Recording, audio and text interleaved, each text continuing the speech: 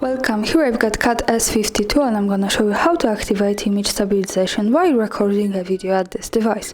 So at first we have to tap on the camera button here to open it, and as you can see we are in the standard photo mode, so let's change it to the video. We can do it by using this settings bar and just simply tap here on the video. And now let's go to more advanced options. So we have to tap on this button in the left corner. And when we do it, we get access to advanced camera settings. Now we have to slide a little bit down to the video settings at the end. And as you can see, at the last position here we have the video stabilization. So by using this button, we can easily turn it off and turn it on like that. So this is how it works here. Thanks for watching, subscribe our channel and leave the thumbs up.